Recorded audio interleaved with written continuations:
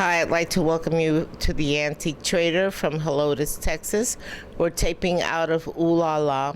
And with us here today is Laura Curtis. How are you today, Laura? I'm fine, great. Tell us a little bit about your background before you got into collecting antiques. Okay, I'm a military brat, and I started out flipping some houses, and I got certified in home staging when the flipping wasn't so good anymore, and started staging homes to help them sell a little better, working with a couple of local realtors. And I got so interested in antiques, I couldn't stand the real sterile rooms to go look, and I amassed 3 giant storage units full of antiques and realized I had to start selling some of them. And I rented a space in a local antiques mall, and things were selling really well, so well I took up half their store and decided to move out with a partner, and we chose a store location from here about 7 years ago and opened up our own shop. Okay. You gave me some pictures here that we're going to take a look at very closely of when you obtained this shop and what it used to look like previously. Let's see if we can hold some of these up for me. Yeah, it was a mess. It had been for many, many years. It started out in 1962 as the VFW Dance Hall. The Ibarra family next door owned the property, and they added on a little taqueria. That's the room that we're standing in now. They serve tacos here, and it was a big dance hall in the remainder of the building, shotgun style with 2 restrooms on the end. And then after they decided they didn't want to run it anymore, it turned into Longhorn Irrigation Supply, and for over 20 years they sold PVC pipe. The walls that we'll see in the other rooms are actually the racks that they use to hold the PVC pipe and the crown molding is the part of the rack as well. So I spent many hours here, 4 or 5 in the morning by myself, faux painting and refinishing floors, which you can't tell by the picture, but the floors are all solid oak. And I've had people come in. Actually, the daughter came in and started almost crying because she said these floors were her father's pride and joy. So, and people got married in here. I'm sure there's many a barroom brawl. So it has a little history. And I didn't want to be in a strip shopping center. Could you tell us anything about Helotes itself? Helotes started out as a stagecoach stop. It was a small little spot in the 1800s, and most of the families, the names, you will see them all throughout this area. There's some local families that have been here for centuries. So it's been growing by leaps and bounds with military population moving in. This used to be where Helotes stopped. It stopped here, and there was nothing about here. Now there's subdivisions everywhere, so the traffic count has gotten a lot higher. We have Helotes market days now. I think Helotes was voted in a poll recently as one of the best places to raise your family, and we have... How big is Helotes? Now, since it's grown, the main town is only about maybe 10 square miles, but with all the suburbs and all, it's probably, a lot more, but I can't really tell you for sure. All right, so let's start looking at the first piece that I see, a fainting couch. This was a trade kind of a deal with a really good client of mine, and it's circa 1920s. It's a fainting couch. It's been recovered over the years, but it's an unusual piece, and as you noticed, it's unusually long, so I don't know who was fainting on it, but it's just neat and different. And I see a lot of Art Deco pieces in the background there. This was actually, it's signed by the local artist that did some metal work here. This is a Parisian pub panel that came from it's done in the style of Toulouse-Lautrec, and I have several of them. The screen is also made from the same Parisian pub panels here. Oh, okay. Let's see if we could take a look at this panel back here. This is very interesting. Mm-hmm. And these are all hand painted. Correct? Right, correct. Mm-hmm. Really lovely. And let's go on to the other room. Okay. Okay, let's go right in here. What could you tell us about this baby stroller? This is a Victorian baby stroller from the 1800s. I do have a little umbrella mechanism that I have to do a little refurbishing on that goes over it. And a customer of mine brought it in. I purchased it from him. He wanted to use it in another place that he was living to push the babies down the street, but it didn't pan out, so I ended up purchasing it from him. And I've never seen That is beautiful. I've seen a few like it, but I've never been able to purchase one myself, so I enjoyed it. I think it has a really nice Tell us character. about the lampshade right behind you. The lampshade is French all the way. Yeah. Probably did not go with the standard originally, but it was just so over the top. And Where did you find it? this was at a local auction house I found. That is really beautiful. Could you put a date or a year on it? Approximately. 1920s, 1930s. And this one's in really good shape. When you come across lampshades, I see that. I see it's really, really, really nice. Even the frills are very cute. right. Okay, let's take a look at this special find here. This is an unusual piece, probably originally Asian, but it does have some age on it. The person that I purchased it from didn't know the full background of it, but he purchased it actually from someone who bought it at the Lampasas Mercantile Store here in Texas. So How old would you say it is? this is probably 1930s, 1940s or so. It is gorgeous. Just to run my fingers through it gives me chills. Okay. We'll be right back because we have some more in the next room.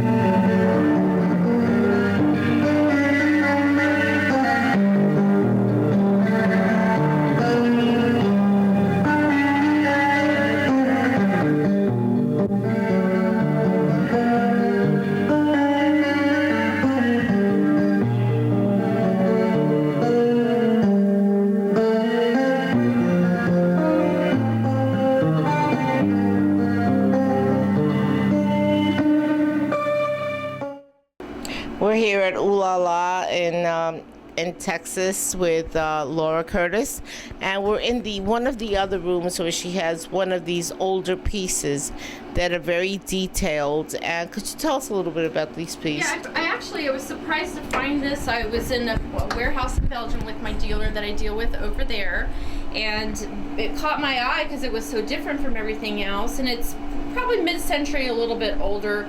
It's heavily carved on both sides and appears to be just a credenza or something when you first look at it. But it opens up all the compartments.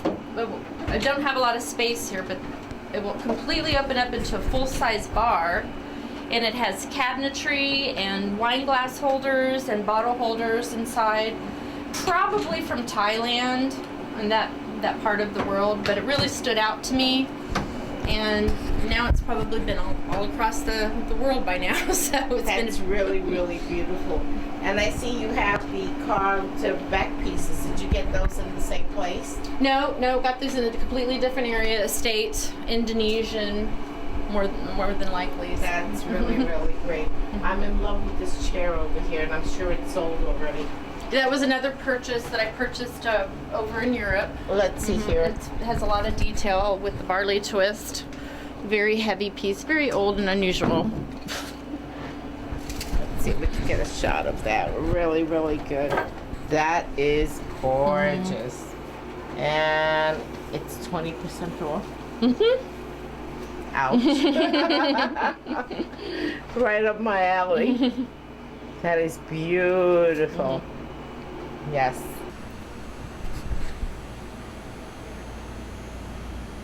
I wish he could talk. He is fabulous. Where did you find him? There was an estate sale locally, and a really interesting gentleman was an artist himself. I bought several of his personal pieces, some that he created himself.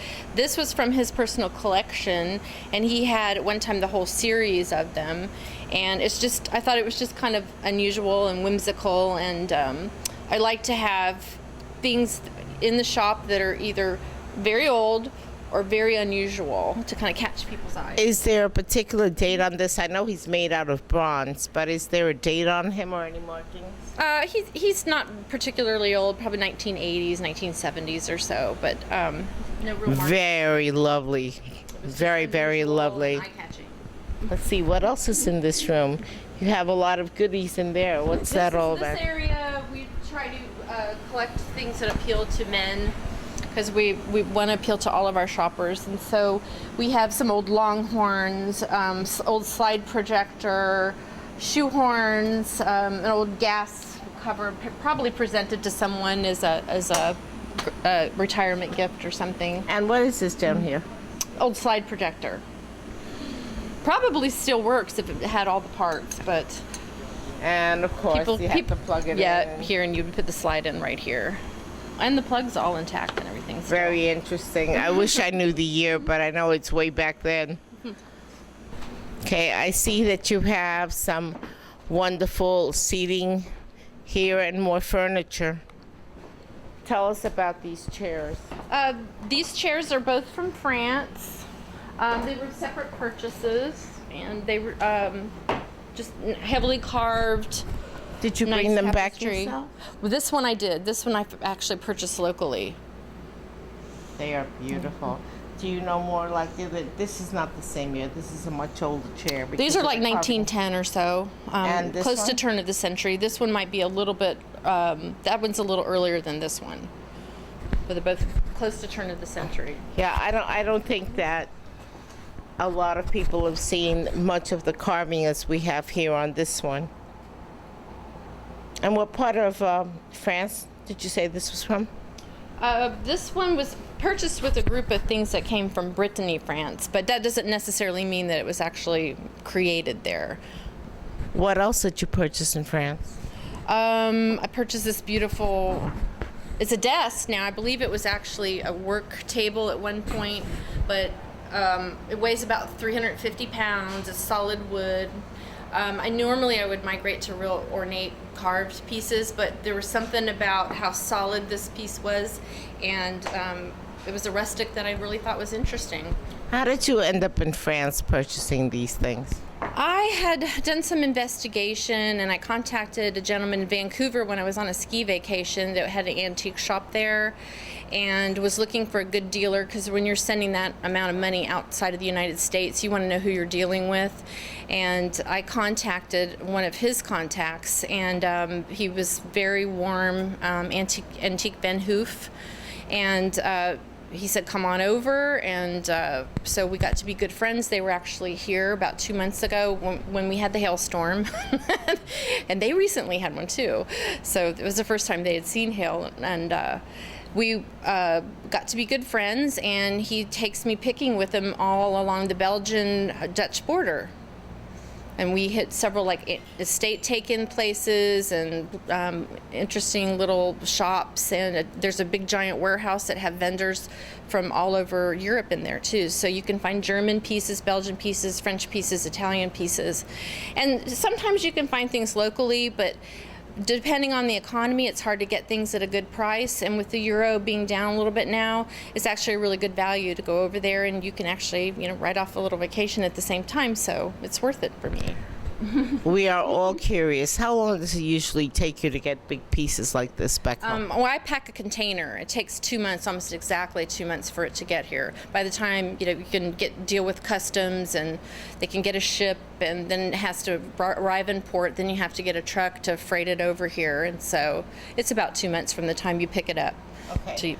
I see this bust here that was particularly interesting. This I found is actually an online auction, and I just had to have it because it's, like I said, it has to be unusual. It has a lot of character. It's just a mid-century piece. Yeah, about the same time this gentleman over here was made, but I've never seen one like her, so I had to have it.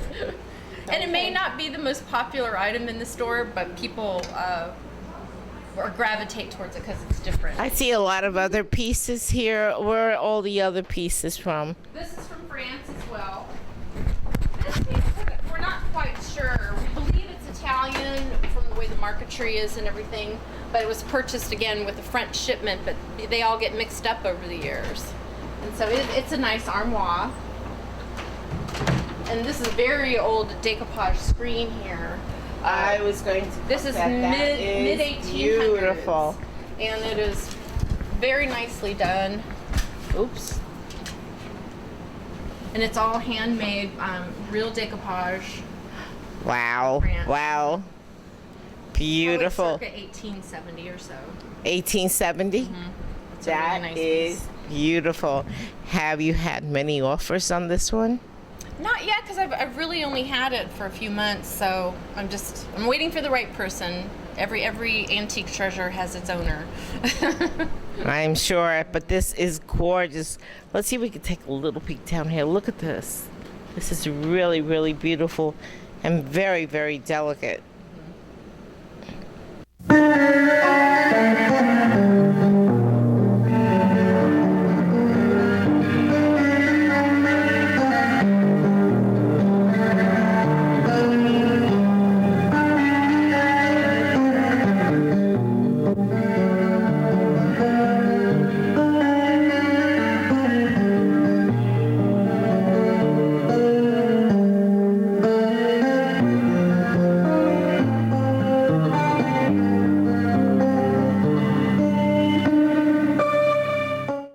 This is something very odd. Usually on this program, we don't speak about lighting very much. We'll speak about table lamps and everything. But Laura, tell us about this lamp that you have here. It's an American made. This is an authentic elk horn. It's not a reproduction.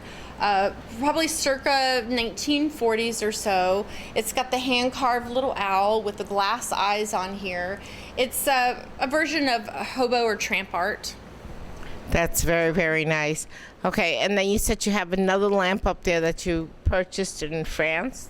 I purchased this actually in Belgium. It's a really in Belgium? Yes, it's a solid iron piece with brass trim and marble detail on it. I purchased it in Belgium, but it is actually a Dutch piece, a very classic Dutch piece. And what year would you say that is? This is probably circa 1930 or so. 1930. And then the French piece that we were discussing is right over here. Yeah, this is an interesting piece. It's made from an old rustic French ox yoke, and we use it for the main lighting in the store. But it's very, very heavy, classic iron. Somebody put this together and crafted it. The ox yoke is very old, 1800s or so, and then they added on the iron pieces and the little flu lampshades. But I just think And these are the original lampshades on them? Yes, and they're leather. Really? Leather lampshades and Amazing. Very, very nice. And you said you had another one that you wanted to show us. it's very difficult to find the shades with these original little flame style shades, lampshades, and it's made out of solid brass, very heavy. Brought this back from one of my travels in France, and it has a solid brass little cupids or putti on there, and it's very circa 1920 or so, and it works very nicely. That's great. And I see that candelabra that you have right there. Where is that from? It was a local purchase. Not a whole lot is really known about it. There was a pair. This was the only one that was in good shape, but it's just a nice piece of metal art that That of is an origin. beautiful. I love the design on it. And it's nice and heavy. Very, very heavy. Okay, so that about wraps it up here. And we'll catch up with you in a couple of minutes. Okay, Laura, tell us about this beautiful etched Italian piece. This is a very nice Italian Art Deco, which you don't see a whole lot of here in Helotes. I chose it because of its beautiful burled walnut finish and the unique little carvings on it of the man and the lady here. This is gorgeous. And it has this nice deco shape, and what I was kind of drawn to was the beautiful etched glass. It's all etched and beveled, so it's a very nice quality piece. Did you do any research on the year, perhaps? Circa 1930s or so. 1930s. This is a lovely, lovely It piece. has the baked light candles, which were pretty prevalent during that time. And when you bought it in here, there is no way these are not two separate pieces, just one Oh piece. yes, no, there's two separate pieces. Yes, most of them the tops come off and the corbels are separate. I haven't been that fortunate, yes. Okay, let's go on to this piece over here. This piece that you have right here. This piece was from a purchase, one of my earlier trips to Europe. I thought it was unusual. I loved all the little carvings. It is a French piece, classic French. Has the angels and all the little caricatures on there, and it's solid oak, and it's a very nice piece. Okay, let's go on to this Italian piece here. What could you tell us about this lovely, lovely piece? This was, I actually had bid at a local auction house on the top piece, and I noticed that in the same sale that the pedestal was being sold separately. Later on, they realized that the whole set belonged together, so I was able to get the entire piece. I've never seen one in its entirety. Usually you will just see the fountain. It's Italian in the style of Capodimonte. It's a different maker, but it is all porcelain. The little lady is mobile here. It has this working light piece. Sometimes I've seen parts of these without the lighting, so it was nice that we were able to get the lighting to work.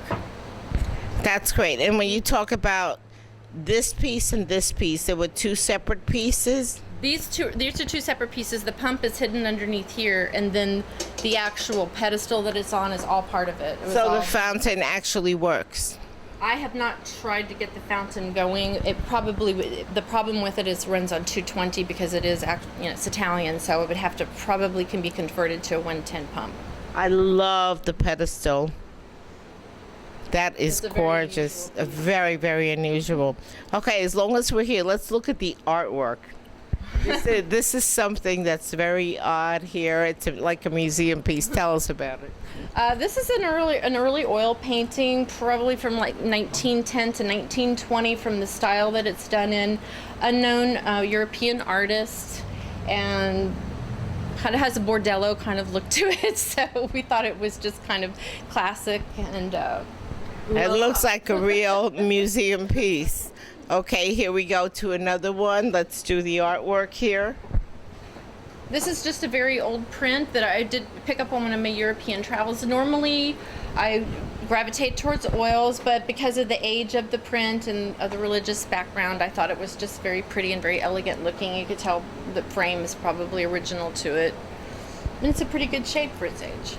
Okay, now about the last thing. I love this because of the carvings. What could you tell us about this? This is a Brittany France piece, very heavily carved, solid oak.